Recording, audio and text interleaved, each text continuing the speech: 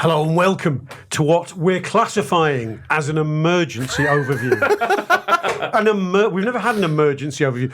Phil Blundell, Neil Atkinson and Sean Rogers. And the reason it's an emergency overview because we're actually slightly double backing on ourselves because two of the games we're going to cover off here we've semi-covered off already. But when the League Cup final reared into view by us beating Tottenham so well the other night, it suddenly became apparent that we had a bit of a run of fixtures on our hands that we hadn't bargained for because the Villa game got sandwiched into a 4-game sequence whereby we had a clear 7 days. So we could have picked the same team for 2, we could have had a nice 7 days off and then had another 2 and a nice, relaxed, balanced attack on these group of fixtures. But no, now we have Villa in there. It sort of made it a batch and sort of bookending this set of 5 fixtures, which I will detail in a sec. We've had the full week off because we didn't play the first team against Plymouth since Tottenham. We will have as good as a full week off after the end of this sequence, which is Newcastle at home, before we play a serious game again, which will be a Champions League game. We don't know who the opponent will be. So the emergency overview is because I've convened my top boys here to talk about these five big fixtures. And they will happen in the space of 15 days. 15 days that will change the world. I've dubbed it in my notes, Phil Blundell. I've also noticed an interesting development talking about the overview shows that people started mistakenly calling it the overlap. Right? John Gibbons did it only this morning. Imitation? Yeah, I thought, hey, we were the first. We used the word over when nobody ever thought of using the word over as a prefix to the name of the show. Introduced it into the English language. Prefix to they never thought you could over something, and there we are overviewing it. Managers wouldn't even have the idea of an overview because they're all 1 game at a time merchants. But we're not 1 game at a time merchants. We're 5 games in one fucking full swoop merchants. So should we start? Because there's a BAFTA at stake here, boys. Yeah. We're nominated. We want to win the fucker. Sean Rogers. Okay, I want to just take stock of the very recent past before we look at the very imminent future. We last did the show about 3 weeks ago. And since then, the big things that happened to us, I think, were we knocked Ipswich out of the way, but I think everyone thought that, and not even in sort of most pessimistic viewpoints could anyone see anything other than 3 points for Liverpool, and so it transpired. But Bournemouth away was ahead of us like a big roadblock that we had to get past, and we navigated it. And Spurs, although I think we were all a bit laissez-faire about it in the weeks coming into it, the way it transpired was the Liverpool put in quietly one of their best performances of the season. And I think if we go on to achieve our goals this season, I think we may come to look back on it and go, do you know what?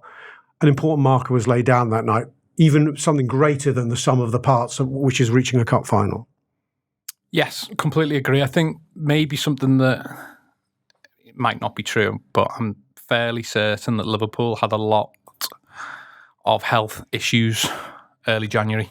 And that I think rightly you don't want to portray any like chinks in the armour or give anyone anything to think there's a weakness, and therefore you're going to want to keep a lid on illness. I mean, the manager literally looked dreadful in at least one of his press conferences, but the amount of flu and viruses going around the Liverpool camp, I think you see a bit of that against Manchester United at home and then throughout that spell. The Spurs away game as well, I think, was one of them.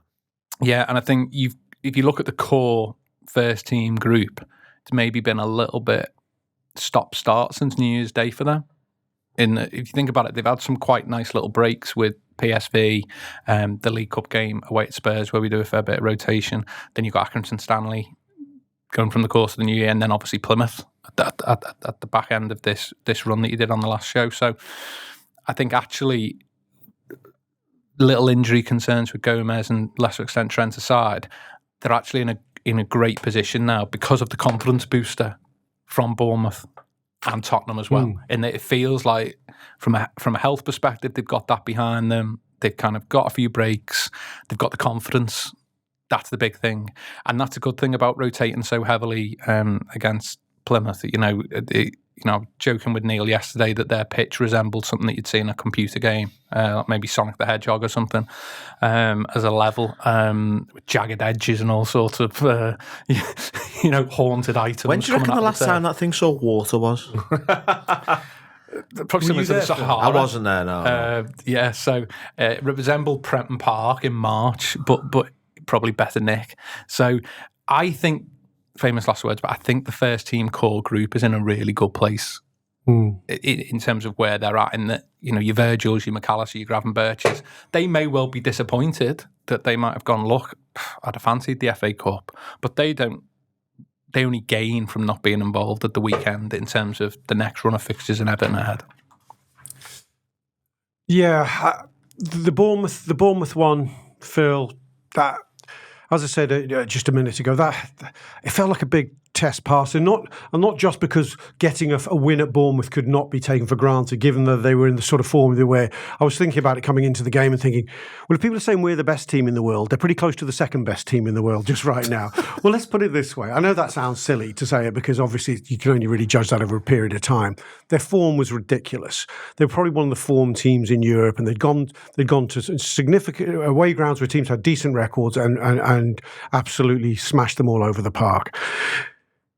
It wasn't just that we got over that and beat them. It's that they gave us all they had. I felt that day they gave us all they had, and we still were able to stand firm and come out with the victory we deserved. Yeah, no, I would completely agree with you there. It was a tough game, and I thought there's a weird thing where big difficult games like that, you win one of them, and it almost takes the pressure off another one, and it feels like the next couple of weeks is big about that, really, because we've got 15 games left this season. We play 5 of them in the next 2 weeks, which as a volume, a third of our remaining season. Well, it's like 15% of the entire season in the next 2 weeks, which is a ridiculous thing, isn't it? It's not something you usually have in February. February is usually a relatively quiet month. As usually, no, historically, it's really quiet. It's changed. Always league games as well. Yeah, at any point in the exactly. season. You take out. The League Cup final, there's a round of the FA Cup gone missing, I think, from February. All of a sudden, it's been like, oh, hang on, this is a bit mad. But every game we win from now on almost gives us the opportunity to drop a point at some point. Gives us the chance to go, hang on, right, well, we've banked that one, we've moved this a game closer to the end. There's a situation where you can go, right, well, we can draw games. Ultimately, I think this is right, that we basically get 4 draws for free the rest of the season, assuming Arsenal win every single game. As long as we win an Anfield. As long as we win, if we win 11 games, draw 4, I'm pretty sure they can't catch us. Right? Well, we can draw 4 at a fifth, the fifth being a fifth at Anfield, and then fifth they being can't, against them. and against them. Yeah, they can't, exactly. So they, as I said, they've got to win all those games. Yeah, but what I'm saying is every game you win gives you more of an opportunity to drop points and it be okay, because there's a sort of concept of running out of road, for example. Yeah, your points percentage. But what we can do in the next 2 weeks is put it completely out of sight. Like, that's not to say we will, as I've fallen into this trap before on a similar thing where you talk about hypotheticals and someone thinks you're being quite literal. So I'm not being literal. There is a world where Liverpool win all 5 games and Arsenal looking at it going, well, all right, that's 12 points. We've got a game in hand, that's 12 points. And that's assuming that they win their 3 games in that time period as well. Well, this is the folly of 10 games from greatness type of talk, which we've all said in the past, even in recent seasons. Neil and I have joked about the big 9 or whatever. The likelihood is, although you can say a number under 10 and it sounds eminently doable, and we're going to come on to talk about this later on, the probability of getting all your dreams come true is slim. Yeah, absolutely. This is, and you know that because you know it's hard. Like, you'll look at these fixtures and it's 3 away, 2 home. It's 3 of our probably 7 or 8 toughest aways of the season. I think Villa and Everton are probably around 5th, 6th, 7th mark. Would you say in that? I think that territory. Yeah, I think there's something funny with. I mean, without sort of jumping too far ahead from where Rob wants to go here, but I think there's something funny with us and Villa. I feel there's a little bit of us, and again, clip this up by all means. I think there's a little bit of us maybe just ever so slightly having Villa's number across these last few seasons in a way that I think no other top side has. I think they've really rattled City, they've really rattled Arsenal. They've got results in those fixtures. Even going back a bit longer than that, though, like I can only remember us losing twice at Villa. And one of them was the last day of the season when it didn't matter. And even last season, that mad 7-2. And even last season's 3-3, if we're all honest, it's a game that gets out of hand. There's a lot of emotion attached to it. It's Klopp's last away with 3-1. Alexis McAllister was fundamentally dead. Yeah, was exhausted. John Duran does his thing. I think there's something in that one, even where I think Villa at the end felt great about that. But I remember sort of thinking, we're on 75, we're much better than these. These are a good side, but we're much better. The than 3-1, it's likely to go 4-1. Yeah, we so 3-3. But I mean, that could change, and Villa might work something out, or we might be a bit off on the day. My point is more, I don't know if quite for us. I think if you were to do them in the round, Villa, in the same way that, for instance, Arsenal aren't putting Everton theoretically on paper as one of their toughest aways. Exactly, yeah. I think for us it's a little bit, and I think Villa is one where there's other grounds I'd be more concerned about us going to than Villa Park. But yeah, and I think your point, Phil, and Rob's point as well, is that a lot of what we do here, it is hypothetical, and let's be clear about that, but it is also a massive opportunity. I don't think the 5 games that we should be looking at and going, oh God, what are we going to do? I think it's a huge opportunity, and I think that that's the way in which it'll be talked about internally at Liverpool, is that this is now a run, and it is its own run, where if you are all at it every single day, and in the games, every minute in the matches, we can really accelerate towards the finish line here. And I think that they'll be seeing this as an opportunity. They won't be seeing it as, oh God, the games, they mount up. I think they will be seeing this as, it's almost a bit like getting a run in. It's almost like getting a free run in a bit of a mad way. It's getting an early run in. It's a good time for rhythm, isn't it, really, in terms of if you're in rhythm here, you're going, wow, okay. Well, I think this is the way the manager's going to... This is one of those where he can talk one game at a time as much as he likes. It's 15 days of these boys' lives from tomorrow. It can't not be thought about in the round. Let's just list the fixtures for people listening. We start, obviously, as we record tomorrow night, away at Goodison. We've got Wolves at home on the Sunday of the weekend. It's followed swiftly by Villa away, as Neil's just referenced, on the Wednesday. Then we go to City after their hopefully Champions League focused exertions in the midweek. We're on Sunday on the City, and then we finish this sequence before we get a bit of a respite at home to Newcastle. I just want to dive. Normally we look more about what's happened in the context of the fitness of the squad, what have you, but I want to just dive in. I've just done a show previewing the derby, Sean. There was talk about, would you take a draw? Is a draw a good result in this game? My overarching feeling about that fixture is forget all the nonsense and the background noise about last ones at Goodison, about it being them and us and all the history. At the end of the day, these are five big matches. The second easiest of these 5 is Everton away, because they're a bottom 5 side. And that's my focus as the Liverpool manager today. I think it's a must-win. Get this one out the way, win it, and then attack. And win this and Wolves, and then attack the hard ones. Yeah, and this is also a team not used to backing up games quickly. That's not to say that they can't. They got their arse handed to them in the first half on Saturday. They've played virtually most of the first-team players that they've got available. If you ignore the fact second half that Bournemouth dropped very, very deep, like really deep, and that Harrison comes on looking like peak Ryan Giggs for half an hour, that would be one slight concern for me coming into the fixture, that if they play him on the right-hand side against, we traditionally play left-sided left-backs, he'll be cutting in on his left foot. If he plays like he did in the second half against Bournemouth, I'll caveat it that they were that deep, they were inviting it, but he was dangerous with the crosses going into that back post. That's not something I'd be looking to invite there, really. But that aside, the point remains, all our big hitters at a rest. Like, it's rare that we go into a midweek game against a side like that where you go, actually, we've had the rest benefit. And even with the weekend fixtures, it's rare that we can say we're the ones with the rest benefit, and that's got to count. And also, I think their confidence takes a big knock. And it's one thing at 2-0 down when the opposition drop deep, building up a bit of a head of steam in the woodwork. But ultimately, that's because Bournemouth wanted it to be that way. When it was a game, they got picked apart and were pretty dreadful.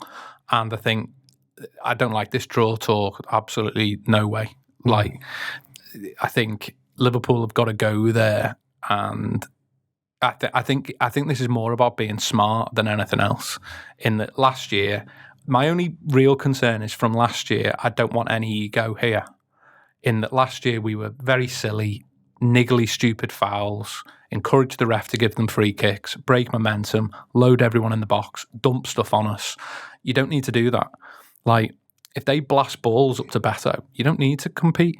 He's heading it to no one. Just don't get engaged. I don't want Canate coming into this game going, right, I'm going to nail everyone. I'm going to show you how aggressive I am. I'm going to show you how I'm like this man mountain. It's about going in there really, really smart, pick the ball up, pen them in, turn the screw.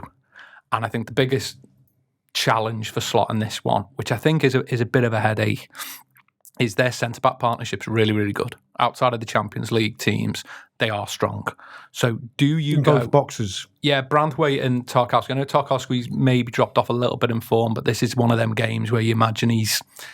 The person he is. Yeah, I expect the better version of him in this match. And do you pick your number 9 striker like Darwin Núñez and go, you go against them, you make their lives hell, you create room for Mo? Or do you go, we don't engage with them? Actually, we play Diaz and Szoboszlai like 2-10s. We keep the ball away from their centre-backs. We kill these with movement and getting around the sides. And I think it's difficult. You can make a case for both. I think that's going to be... Now, there's an element that Slot can just go, well, I'll pick one. And if I don't like what I'm saying at half-time, I change. But I think if we get the first goal, I think we will win. If we're not silly first half, I think we batter these second half. I can see this being quite a dull first half. I honestly think we will hammer these second half.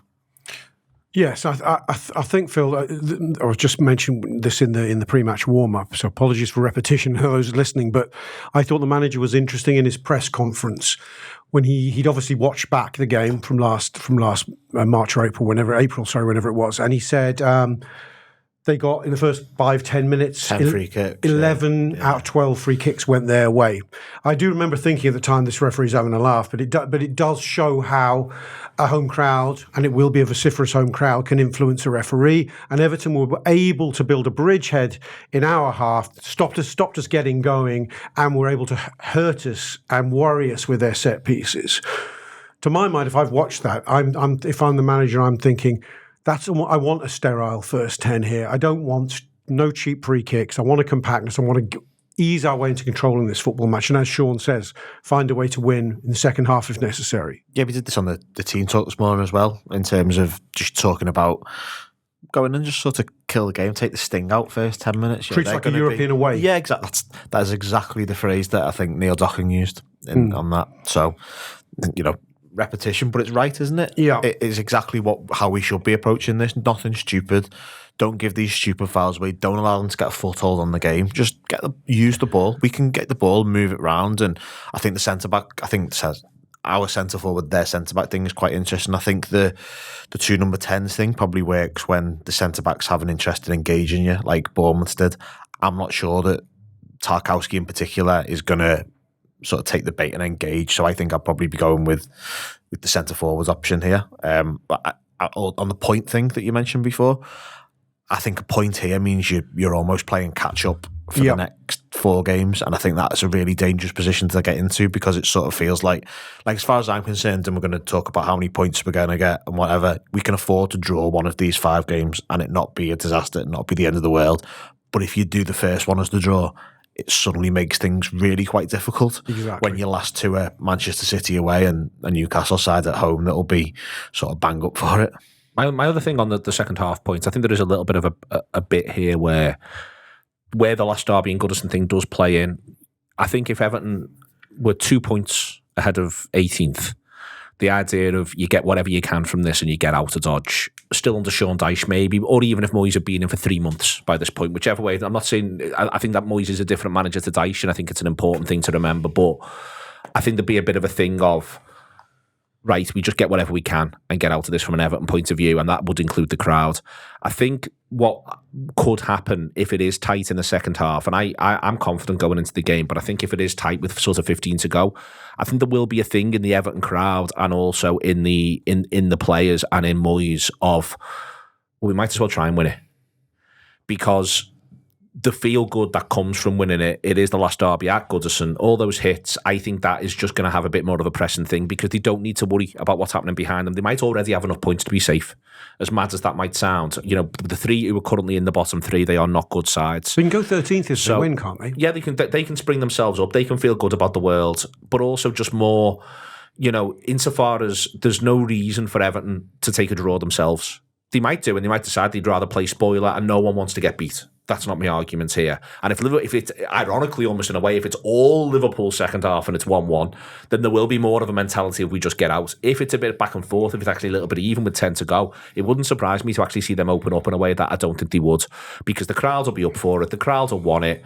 You know, we often end up talking as though literally Everton, if you're not careful, they run up to this in a really quite obnoxious way, as though Evertonians are different humans. They're our neighbours, and they'd love to win the game of footy. They'd love to win the game of football in the same way that we'd love to win the game of football, because you want to win games of football when you go to them. So I think that obviously if there is a draw, there'll be some crowing afterwards. We've halted your league momentum, all of that. But ultimately at 85, if it's 1-1, as I say, it'd be different if they were only 2 points ahead of the relegation zone, but they're not. And I think that they'll want... Let's give this a good shot here, because this is it. We never play these at this place again, and that could work out as well. I almost struggle to see a little bit of a pathway to a 1-1 or a 0-0. I could see how you might end up with a 2-2, but I sort of struggle to see a pathway to a 0-0 or a 1-1. So if they're not going to take the draw, why on earth should we? And as part of all of this, though, I think where there is a downside for Everton with the emotion of it is, I don't think Everton want to be in a universe, players, manager, crowd, where on 55 minutes it's Everton 0, Liverpool 2. I think that's their nightmare. So if you want to talk about what should happen in the first 10 or 15, I expect a big first 10. But if we see that off, I don't expect a big first 20, because I think that they won't want the flip side of that, which is that we get away and go and get one. That would be, genuinely, I think if we're 2-0 up in this, people could lose their heads, and in a number of ways, including there being a couple of tackles thrown in. I think it'll be pretty, if we get too clear with a fair amount of football match left, I just think it becomes psychologically horrible for the Everton contingent in this as well. So I think all of this, I'm not saying it plays our way, because we know what that crowd's like. We respect it massively as a ground, as what it is to go to. But I think that there are aspects of it where all of this, everything that always has a huge positive in football, it tends to at some point have a huge weakness as well at the same time. And I think that I think that there will be if you're James Tarkowski and you've just made a minor error that has led to Everton 0, Liverpool 2, the one place on the planet you no longer want to be is Goodison Park. And I think it's worth remembering that. Amen to that, and I hope that happens. And if it does, well, look, the next game is Wolves at home. It's the one we're very, very, very odds on to win.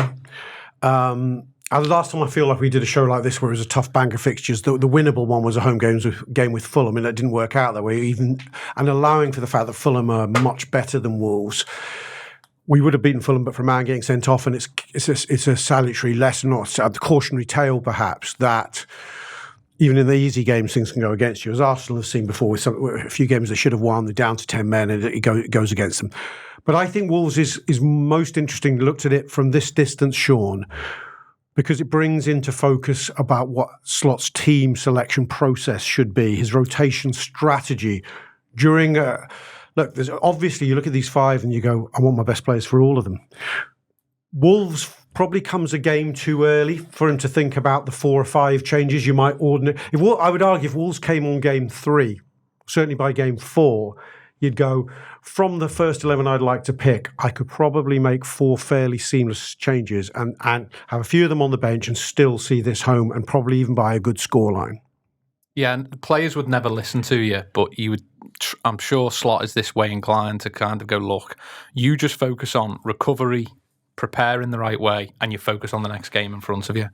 But I think if you're the coaching staff, there's a carrot dangling here that I hadn't noticed, which is there's a world where at 9:30 on Wednesday night, we're 12 clear and Arsenal have a game in hand. Yeah. The pressure completely goes the other way with them having Notts Forest away on, because we can win against Everton, make it 9. Worst case, we both win at the weekend. We can then go to Villa, make it 12 with them having a game in hand. I mean, the pressure cooker on them at that point in time doesn't half help us. And I think if you're the coaching staff, if it wasn't for that, you'd be a bit maybe tendency to go, Wednesday to Sunday is fine, but I'm not bothered about that. I'm worried about the Sunday to Wednesday, which is not the Wolves ideal. Villa. Yeah, the Wolves Villa turnaround.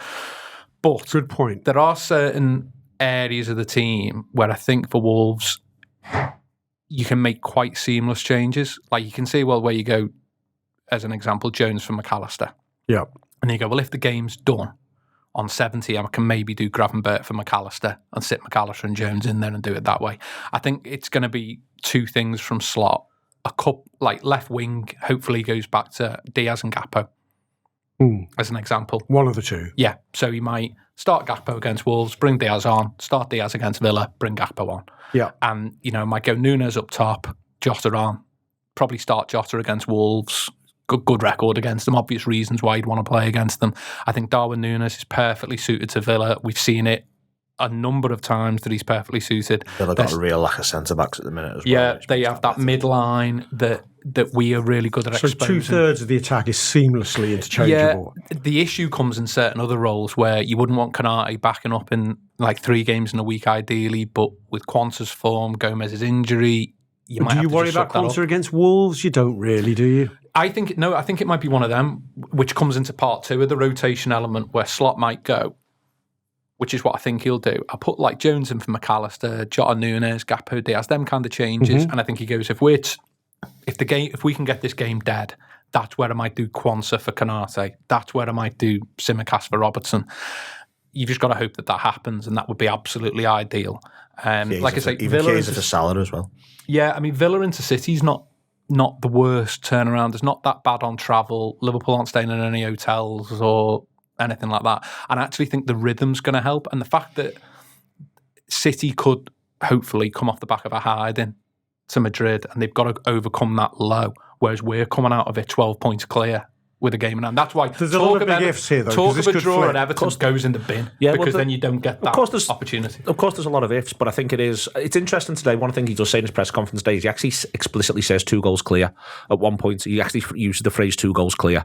And I think he's very into Liverpool being 2 goals clear, please. In a couple of these games, that would be lovely. Yeah. And I think that just, I think we've seen enough now with managers to sort of get the impression that what they're saying in press conferences is being reflected with what they're saying elsewhere, or what they're saying elsewhere then goes and gets reflected in the press conference, depending on your point of view. And I think that this is the key thing about the Wolves game is I think he'll have in his head it would not be it will be a lovely state of affairs to make some substitutions from a position of confidence at that point to be able to sort of get people ready. I think that with the whole run of games, I ultimately think, and people might not like all 5, but I ultimately think the goalkeeper, Van Dijk, Gravenberch, Salah, and Konate are starting all 5. I think you're right. I'd be really surprised if they're not. And then I think what you might look to do is look to get Konate off in a game or 2 in there if you feel as though you've got the advantage to do so. And then I think the next phase of that is I can't work out with Robertson whether it's all 5 or whether or not it's 4. And then I think Gakpo, Szoboszlai. I think it's 3. Gakpo, Szoboszlai, and McAllister, I think will be 4. I think that if there's one take, I think the manager wouldn't have like Tsimikas to look like more of a player against Plymouth. I think he would. Possibly. I think that would be your one where you'd just be a bit like, I'm not quite. There's also where he just looks at the game and goes, that was a waste of it. It turned into a bit of a waste of everyone's time when you take into consideration the midfield we end up with after 15 minutes, the pitch it was being played on. Possibly. You can quite easily draw a line under that game of football and say there was nothing to take away from it. There's so many that let themselves down that I think you have to do that. So you think Tsimikas plays against Wolves? I think he plays against Wolves and... Yeah, fair point. I think.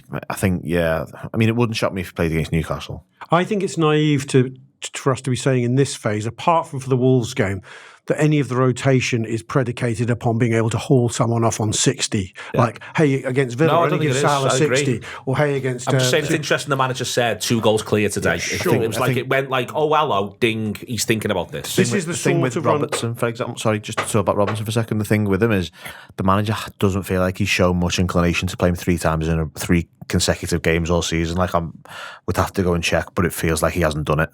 No, so that's sort of why I think it'll be a 3-2 split. I think everything else is I think he will be mindful with Konate, by the way. I'm not saying he won't play him all 5, but I'll be least surprised out of the 5. He was doing rehab on his Instagram again last night. Yeah. Not probably rehab, but he was sort of strengthening his knee. Let's put it this way. If we find out at the end of this, somewhere in this run, that Konate is out for another 5 or 6 weeks and we've been playing him through, then we'd be turning around as fans and going, at what point was it not obvious that you can't play him through but then at the same time, if you get to the end of this 5 games, he's out for a month and you've won all 5 games, Do you not slightly consider that a success? I think one of the factors is has Gomez did he catch this latest thing in time, and is it just another couple of weeks, or are we looking at losing Gomez for best part of the rest of the season, which given his injury record when he does pick up injuries is possible, in which case you then go, hang on, notwithstanding Endo as a centre-back option, we've got to see the season out with Konate and Quansah, and that means a bit more cotton wool than we'd like. Yeah. I do get that you could go shit or bust on these 5, but as much as we say we can win the league in these 5, as the manager pointed out, there still will be another 10 games to go. So I don't think we can. If we say Konate is that important that you want to play him every 5 games, almost paradoxically, he's one of those you do not want to lose to injury because of overplaying. On his injuries, though, you've got to remember that this season, whatever they've done has worked, because the only time he's been injured all season is when someone effectively did him. Like, he's not getting these muscle injuries that he was getting. He's not struggling to play twice in a week. He's not, all of the things that existed for the previous 2 to 3 years just didn't exist.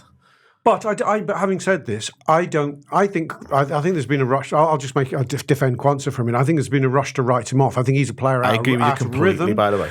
Out of rhythm, and therefore he's not looking sharp. So I thought he was probably, people picked Endo, but Quansah was close to the pick of the bunch against Plymouth. Not that it says a huge amount, but it's just a reminder that he's a footballer, he's a player who pushed Konate down the pecking order last season. Well, this season is what you got to remember. On the first day of the season, the manager picked him, but when he could have picked any team he wanted, he picked him.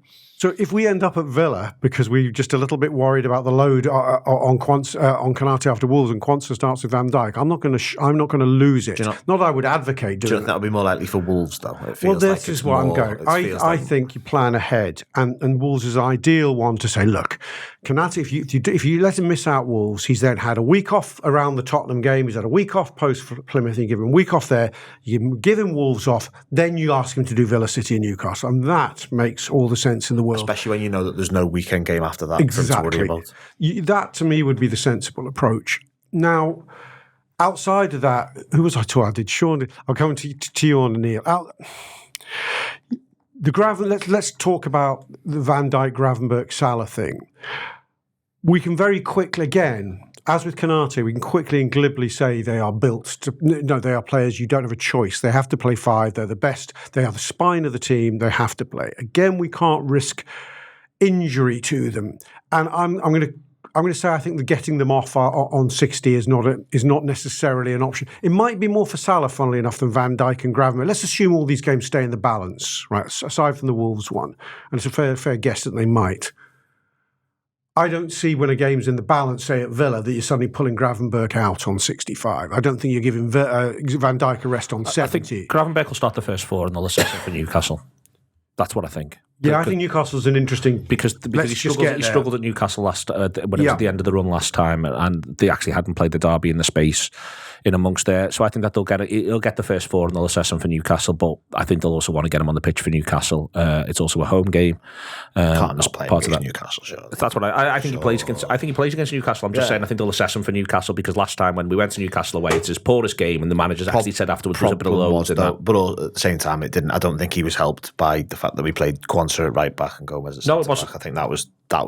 He looked leggy though. I think, yeah, but at the same time, he's being run all over with no option to pass that way. All round, there was something wasn't right. Yeah. So what I'm saying though is, I expect him to start all 5, and I think he starts all 5. I think Van Dijk starts all 5. I think Salah starts all 5. There might be the move with in one of them, like you say, but there might not be. But I think that they're playing all 5, and that's the way of it. As I say, I think he gets the first 4, and it might be that they have a little look and wonder about it. But ultimately, I think he gets all 5. Wolves is the one where if you do have the 2-goal lead on 65, you pull all 3 off potentially, notwithstanding Salah might. The caveat with this though is that if you're going to go through a prolonged spell of like bang, bang, bang, you've got a big problem, and it's not because of. How do you mean? Sorry. So if you've got to go game, Saturday, Wednesday. Yes. Okay. Wednesday, Sunday, and that's constant.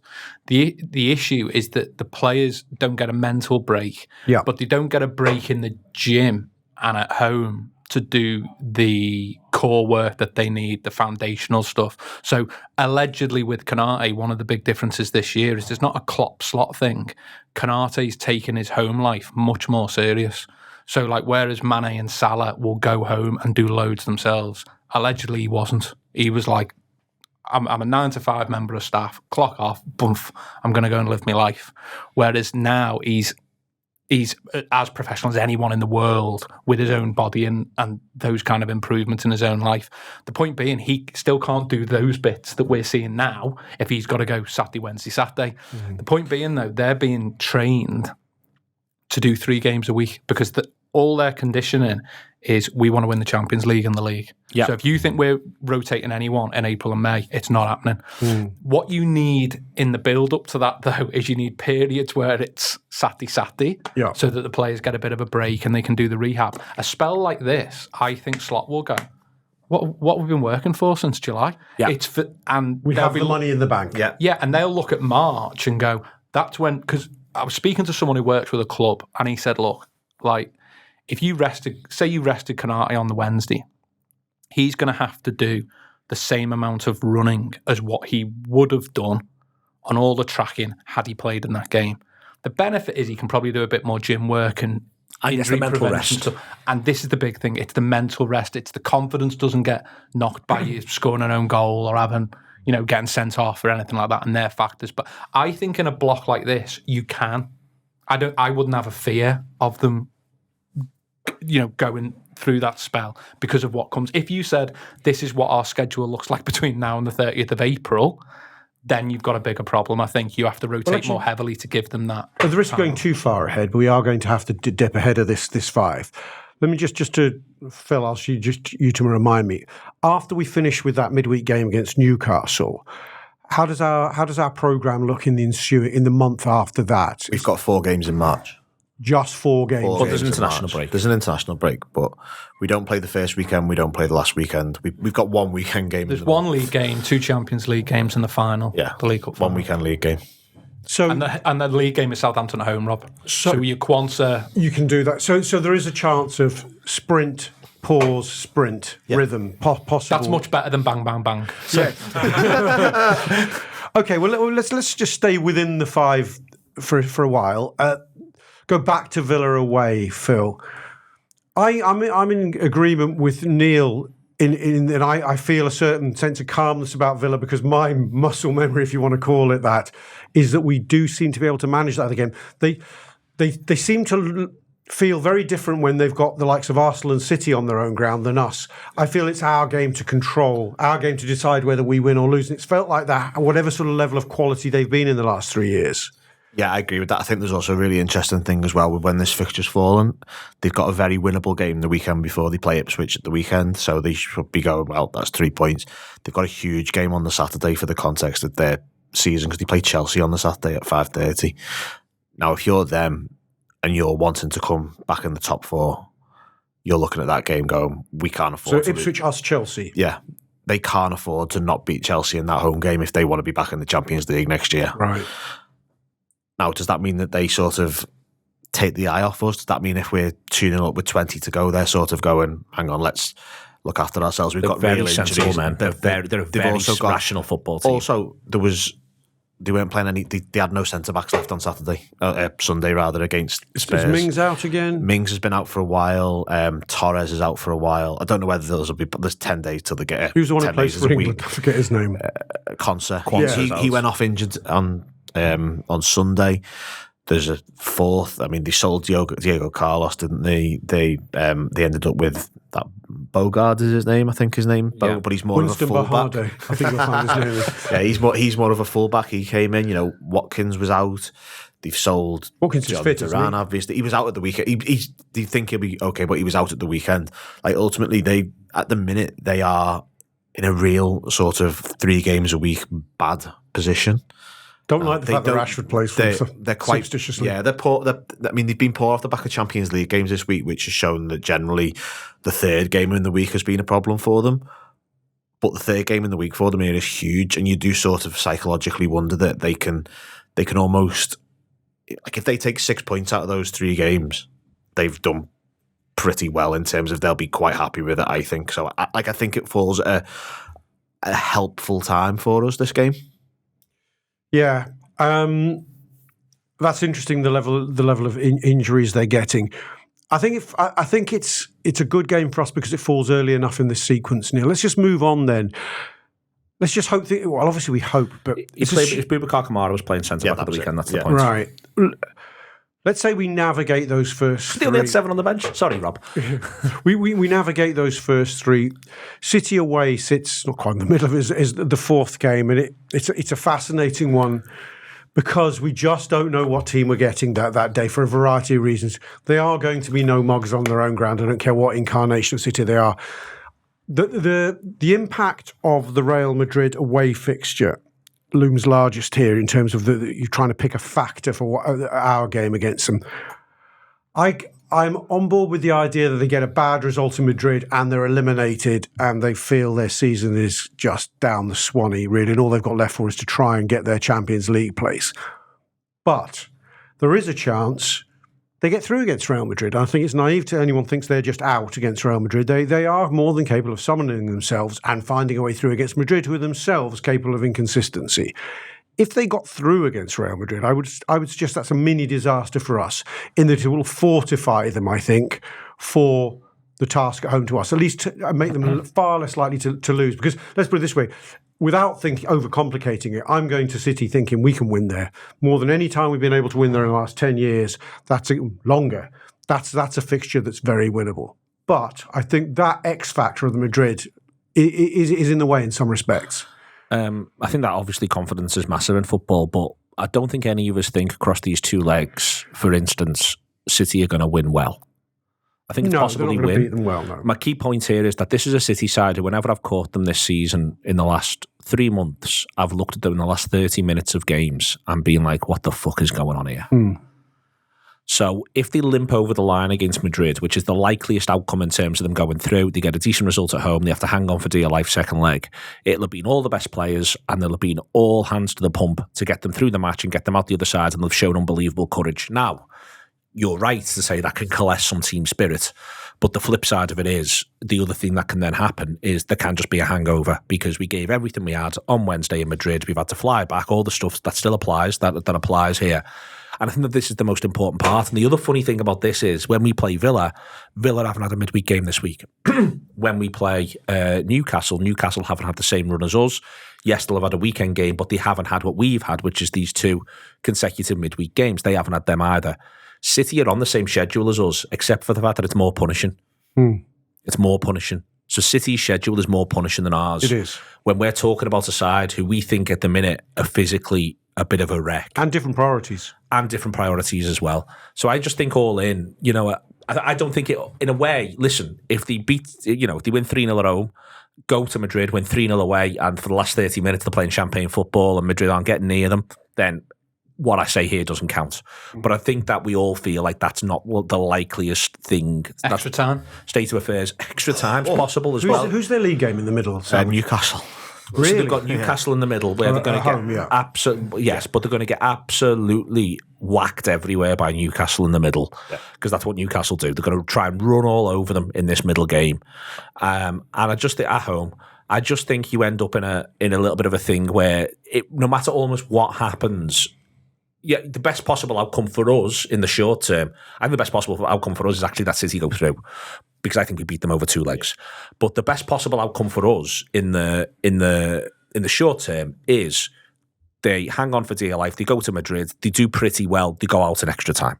So they've got all the exhaustion and none of the endorphins. Well, also, I know these are small details. I think after Villa, it'll be the shortest press conference you've ever seen. I reckon Tony Barrett is going to let Slot answer 2 questions because we're on a 7:30 kickoff. There's a world where they can get home rapid and have a normal night's sleep. Whereas whatever happens to City, they ain't sleeping. So their preparation for our game isn't going to really start until the Friday. Whereas there's a world where Liverpool can have the lads in Thursday, maybe having made a couple of changes against Villa, use the bench. And can I ask you 3 if that's okay? Sorry to take the role of presenter. I was going to ask Rob, on the award-winning overview, would you in any of these games pre-program subs? So would you go, I'm going to play Gakpo for 17, Diaz is coming on for the last 20 no matter what. Darwin Núñez is coming off and Jota is coming on no matter what. McAllister is coming off and Jones is coming on no matter what. Or would you go, no, I'm just going to play it as I see it? broadly, I do the former in certain positions, as you've indicated. I think the manager has sometimes said, and I'm on board with managers doing it, that sometimes when you've got a delicate game state, it's 1-0 at City, it's the 70th minute, and they're giving us some problems, but we've just about got them. We're controlling it. Then you don't want to let a butterfly flap its wings. But apart from those, and those games actually don't happen that often where I think it's not worth the substitute. I think broadly speaking, you're right, with the left wing and centre forward position. I think almost in any game you can make those changes, knowing you're just getting a fresher version of what you had, albeit there are nuances between the players. And I think one of the midfield, you wouldn't want to change program to changing two of the three in midfield, because then I think you risk capsizing your ship. And you could possibly pre-program at left back, I think. So there's 4 positions where I almost would totally agree with you. You could pre-program. I think the other interesting thing with City is I suspect against Everton, against Wolves and against Villa, there'll be a centre-forward starting. All 3 of those games. I think City's the one where it's toughest to say what his front 3 would be. It really wouldn't surprise me if he goes back to Gakpo, Diaz and 2 false nines from the outset in that one. And I think that again, it offers you the certain, because the one thing that Gakpo and Diaz therefore both do know, you can say, oh, you pre-programming the subs or aren't you? But let's be honest, Gakpo and Diaz know one of us is going off on 65 to 75. No matter what the game state is, one of us is going off. And I think that therefore sort of informs things a little bit around that. But I think that is the one in this little run where I think in all the other 4, I think there's an argument to start with a centre forward who would describe himself as, I am a centre forward, this is what I do. I think that's the one where you've maybe got an eye on being cuter. But there's another thing to sort of point out there as well. We almost, more than any of the others, I know exactly what Newcastle are going to want to try and do at Anfield. Unai Emery's Villa are going to play like Unai Emery's Villa against us at home. It doesn't take a genius to work that out. Wolves at the minute are a bit of a mess, but the manager's been relatively consistent. It's likely to be a back 3. I think City's the one where if you are the Liverpool manager right now, you probably also want the data of what are they doing against Madrid home and away? What are they doing against Newcastle? What state do certain players look like they're in? In every single bit of this, City is shrouded in a way that, I feel as though I could name, if I was to pick a Newcastle 11 today, I'd have a level of confidence I'm getting 9 of them right for the team that rocks up. And I can tell you what the approach is. Well, okay, let's because I want to move on to talk a little bit about Arsenal. Newcastle, there is a case, I think, Sean, for... Actually, I'll come to Phil, because you had this chat. There is a case to just go blinkers on to a certain extent, notwithstanding the sort of the subtle substitutions, pre-programming of substitutes here, making some change against Wolves, Phil, to go, let's just treat the first 4 as a block of 4. And we are where we are, and then we look Newcastle squarely in the face. Because we went through this before, and when he decided at that juncture, just go again, and nearly lived to regret it. Well, did to an extent, because we did look jaded. The difference, though, I would argue, is that Newcastle at home is different to Newcastle away because the crowd can give you legs. And afterwards, funnily enough, after we faced Newcastle, we had to think about the derby coming up. Now we know there's, although albeit it got postponed, now we know there's at least a full week's rest, potentially, before they play again. Notwithstanding all that, do you think he looks at Newcastle and goes, look, I've played my main boys through all kinds of pain barriers. I've got the bulk of the results I want. Let's assume it goes that way. Newcastle, I do kind of have to find a way to make forward at least 4 changes to give us legs. This is the one I'm going to make the most changes for, albeit without trying to upset the apple cart. So the good changes. I don't think so. I think it's his usual 1-2 job. My sort of position on this sort of is inclusive of all the 5 games. I think there's effectively 14 starters across these 5 games, and those 14 players will sort of, within them there'll be pre-programmed substitutions as well. So, for example, there might be a game where Shimikas starts and Robertson's on 60, and vice versa. Yeah, and they've had this planned out. And then when you come outside of those 14 players, I'm including the 6 defenders, 4 midfielders, 4 attackers. I think we can all work out the identity of all of them. But outside of them, it gives you the opportunity to go, well, all right, Jota can come in for 20 minutes here, Chiesa can come in for 30 minutes there. You can use Endo, you can use Harvey Elliott. You've got options to do other things as well. I think there'll be a mixture of pre-programmed things within the 5 games, and then sort of 4 to 5 wild cards who can come in and give you a like a different option playing going off the cuff. It might be that involves a start every now and then. It might be that it's just a substitution, but they won't be planned, if that makes sense. So, but the 14 players, you Bradley, Trent at right back, 2 centre backs, 2 left backs, 4 midfielders, 4 forwards. You use them as a base and go from there. So you might necessarily have 11s picked for all 5 games. But it might be that you make 1 or 2 changes to the one you thought you had. Like, I think it'll all be planned. Yeah. But it might be like planned but slightly off the cuff, but from a very sort of closed bracket of people. If that makes sense. What I was just thinking about it and listening to what you're saying is what often makes these conversations eventually moot is that you're playing 5 games close together. Curtis had a niggle the other day, right? It could be Soboslai's turn to have a niggle against Everton. Absolutely. And then suddenly he's out for 2 weeks. Yeah. He's gone. Yeah. Then that's sort of what I mean. That's the off-the-cuff thing I meant, really. Well, yes, exactly. I know this is also... Then against Wolves, McAllister's felt something and goes, he's out for a week. Suddenly, Harvey Elliott isn't a second choice anymore. He is your go-to. I want to move because we're going to run out of time. He might play a Mickey against Newcastle is the one thing I think. I think there's a chance he does. Like, it wouldn't surprise me if, for instance, he goes. It's suddenly Jota features with Nunez. I think he might just have a little look and feel as though is there a way to. I feel like that sort of it would be more likely to happen if Newcastle wasn't 5th. Yeah, no, I just think the 5th game means because you get the week after. Yeah. So what's the benefit? What's the benefit of throwing exactly, I think it's a cup final. I think if he gets to Newcastle in reasonably good shape, I think Newcastle becomes like a cup final. And you go, it's the last game. Let's just treat it like it's the last game of the season. We are going to get along the line with adrenaline, with the crowd, and if we pick up a couple of knocks, who gives a fuck? Also, because there's 2 things with the Newcastle one. You might win the first 4, and all of a sudden it's taking the pressure right off it. Well, of course. The second is, I think it's a 8:15 kickoff, isn't it? Yeah. Arsenal playing 7:30. Yeah. So that basically means that at half time, you know what Arsenal have done. And they're playing Forest. You come out to kick off the second half. You know what Arsenal have done. If Arsenal have drawn, you've won the previous 4 games.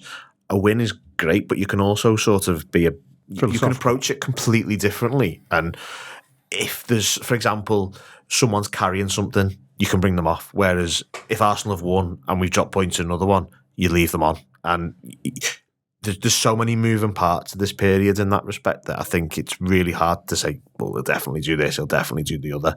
I think Newcastle is the most interesting one of them. Not just because it's the last, but because of the situation with Arsenal kick-off time. Well, okay. Well, let's quit. I don't want to spend too much talking about each of their games individually. You can talk about them in the round for me, Neil. Whilst we are playing this bank of 5, they've just got 3 games. They've got Leicester away and West Ham at home, which are bankers, which I don't know if this is almost much point dwelling on. Forest. I'm not sure on West Ham as you are, Like, I don't know if you watched them against Chelsea last week. They better. They were pretty impressive. They played really well from the 10th minute onwards at Villa as well when they were away. That's 2 away games. They put in pretty good performances. I'm not expecting them to go there and be the better team and win 6-0, but it wouldn't. I don't think on the basis of what I've seen from Potter so far that it wouldn't be a shock for me if they got a point. There's something that Sean said about Arsenal across the course of the season, and as the situation sort of gone on for them, I think it rings truer and truer, which is you can easily envisage Arsenal going 3 games without scoring. You can easily envisage if that's 0-0 on 20, West Ham doing their heads in, not least by possessing the ball, because West Ham look after the ball and want the ball. You can see how that can happen. I expect them to beat West Ham. I expect them to beat Leicester. I actually expect them to beat Forest. I think that this is actually quite a nice run for Arsenal. I think if West Ham was away, I might think a little bit differently, but I think this is a nice run for Arsenal, to be clear. But I think, as I say, Sean said it earlier in the season, and as you've watched Arsenal, it feels as though it's rung truer. You can just imagine, as a bit of a weakness that they've got, there's just 3 games where they can't get the ball in the back of the net, or they can't get the ball in the back of the net from open play. And we've actually had with the forward line issues. Well, that's what I mean. Yeah, it's not. They've lost Martinelli for this phase. Havertz, Trossard, and Waneri as the front 3. That's what it's likely to be. And if in a couple of ways, nothing off the bench. No. Well, that's the Sterling. point. But Waneri sort of almost semi-troubles me in this sense, in that you just sort of get the impression he's young. The weight of everything's not on him. He might just kick it in a couple of times, and that helps them massively.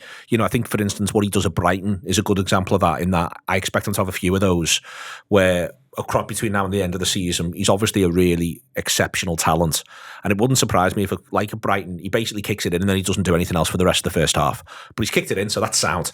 And then he's sort of he's just a bit absent from the game. Did you watch him at Newcastle in the League Cup? Yeah.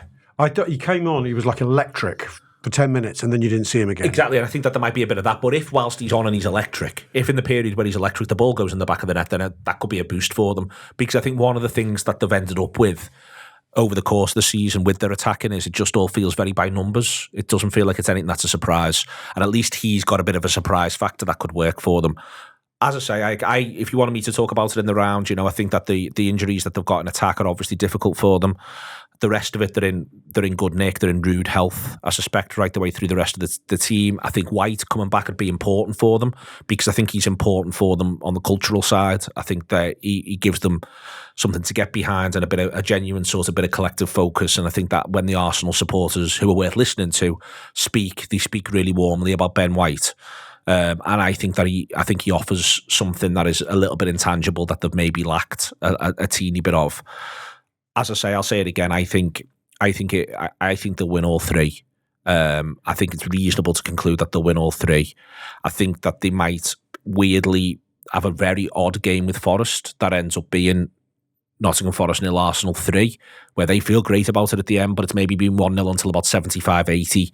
But they've always sort of had it in hand. It's easy to envisage how that sort of thing happens because I just sort of think them and Forest, it's the old Timo line that it could well be a fridge fighting an oven, but they're a much better fridge than Forest are. What a compliment that is. Yeah, it's a huge compliment. So I sort of feel as though if them versus Forest just ends up being a lot of. I think it's interesting you say that because I sort of feel like Forest might be Arsenal's kryptonite. Do you? Why? Yeah. I just think that we weren't the Emirates. But it was, just a peculiar game. You can probably draw a line under, but they don't doesn't feel like they'll be dominant at set pieces. It feels like they'll leave them very little space to get in behind. It feels like they won't give them much of a sniff, and it feels like I think they're going to need a sniff with the attack they're going to put out. It just feels like could be a very frustrating night for them, and I can sort of see how they just get a bit done on the counter in.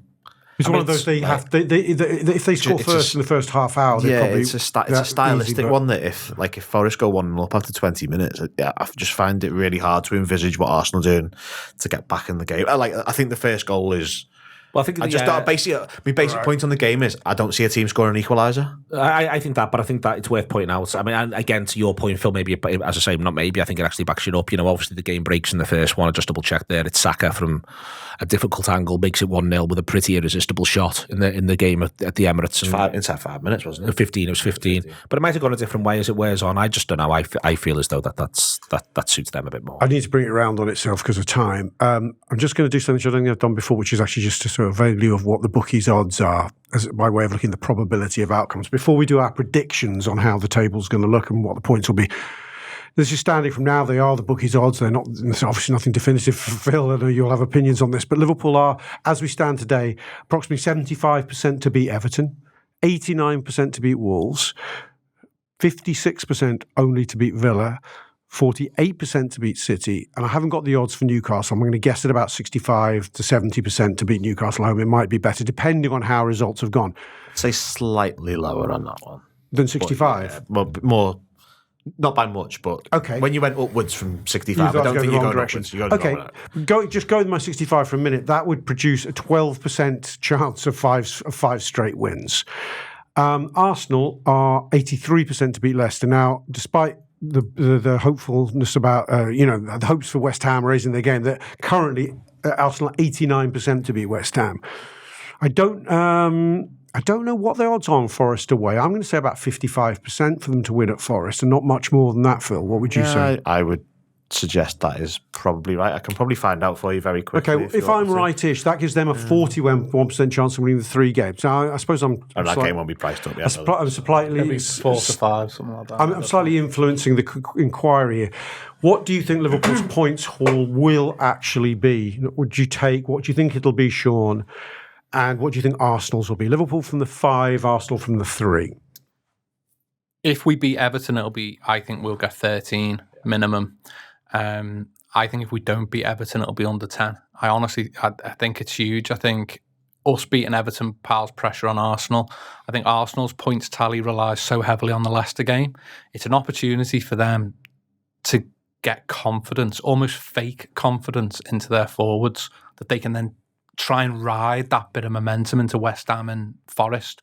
Whereas even if they beat Leicester, if it's a horrible 1-0, 2-1, late, scrappy kind of performance, I think that damages them even more going into West Ham and Forest when it's 0-0.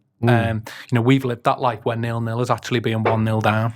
And I say it again, the opportunity for Liverpool to be walking out of Villa Park going, there you go, lads, 12 clear, and you're the ones with the game in hand. And they've got to go, we've got to win a game in hand to go 9 behind this lot who are pairing. And the great thing about Everton, if you win, is if we were going away to Crystal Palace and we win, so what? We win at Crystal Palace. Yeah. The great thing about winning at Everton is the outside world are like, big licks, you won at Everton, they're crap. But we come out of it, and the players, more importantly, come out of it with such a big boost. That's why I think the Everton game's pivotal for both teams. I think Liverpool beat Everton. I think 4 wins and a draw. I think if we don't... Yeah. I think if we don't beat Everton, I can see us slipping up at Villa Park and Man City. And I think for Arsenal, I think they'll get 7 points. But I would change that if Leicester doesn't go well. If Leicester doesn't go well, I think West Ham and Forest is a big problem. I think if Leicester doesn't go well, it defines them as the flakiest version of themselves that they've shown. You almost have to just give Arsenal 2 games. I think you almost got to give them the 3 points. I just don't see how they don't beat Leicester in any way. They'll find a way. It might not go you give them brilliantly, but they're getting the 3 points. So Sean, you're giving Liverpool approximately 9. We'll beat Everton. I'll give Liverpool 13, and I'm going to say Arsenal gets 7. Okay, I'll come back because I want to reach a conclusion as to what the overview is estimating will truly happen. So I'll work on what you've said. Go on, Phil. For time purposes, it's very easy because I was exactly the same as that. I was 13 and 7. 13 and 7 points. Or 13 and 9 points. 13 and 7. That's what he said. Did he say 7 points? Well, hang on. How are we getting these 2 draws and a win? 2 draws, 2 wins and a draw for Arsenal. Oh, for Arsenal. Sorry. Yeah. Oh, sorry. So 13 and 7. No, what are you saying Liverpool are getting for? 13. Oh, and no caveats. No Okay. No caveats. I just think Neil? 13 and 9. Okay. What about you? Rob? It's like countdown, isn't it? I think we'll... I think 11 for us and 7 for them, which would put us, well... Where 67-57. 10 points clear. It would be 10 points clear and they'd have a game in hand. Yeah. That would be no bad shape to be in, given what comes next. As I said earlier, what you got to remember is that we can have 4 draws if they win every game. Yeah. So that would still give us 4 draws because all of us have gone for a 4-point differential between the two teams by the end of the run. Right. If I don't conclude the show and don't pick Rafi up, I'm going to be a goal down before we even kick off at Goodison tomorrow. So I'm going to wrap this and say 6. Me and Sean have gone for 6. Oh, you have? You both gone for 6? Sorry, yeah. Okay. Me and Rob have both gone for a 4-point differential. You both gone for 6. Yeah. Okay. Interesting stuff. I suppose it's strap yourselves in time, boys. We should almost do another overview after Goodison, it feels like, but we won't be that indulgent with ourselves. But you will see us the other side of this 5 again. Make no apologies for doubling back on ourselves, because I'm not going to say it's 5 games from greatness because I don't want to tempt fate, but it is 5 games that could change all of our lives. See you again soon.